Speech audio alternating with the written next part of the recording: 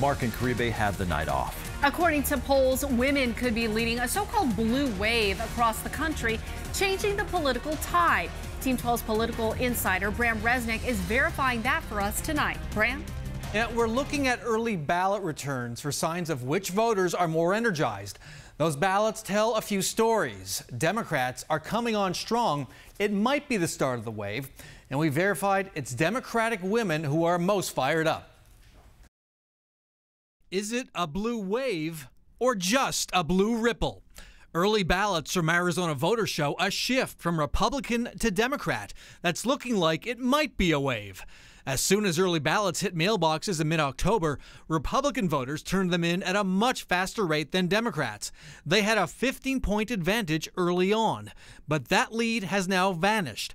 According to the Secretary of State's office, Democratic voters' ballots are being returned at the same rate as Republicans. The Latino engagement, it's like a switch flipped. Meet the Press moderator Chuck Todd told me Friday, polling shows President Trump's tough talk on immigration in recent days has fired up Latinos. Suddenly you're seeing, particularly in the Southwest, it appears that the interest in this election has risen sharply among Latino voters. But we verified the ultimate decider in this election could be female voters. That is the suburban vote, whether you're talking Phoenix, Dallas, or where I am now in Miami. Democratic women are driving their party's turnout. They account for almost 6 in every 10 early ballots cast. Republican women account for slightly less than half of GOP ballots. Independent women are at 47% of those voters' ballots. If Democrats do well on Tuesday night, it will be because college-educated white women moved to the Democratic side in droves.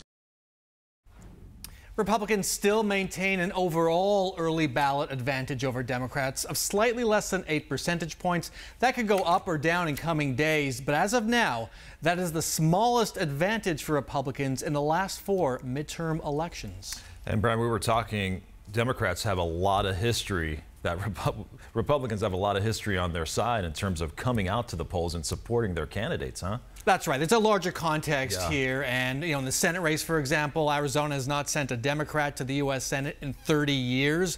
Republicans still have a voting advantage, and there's a surge on their side as well. Democrats might be surging a little more, but they have a lot of catching up to do.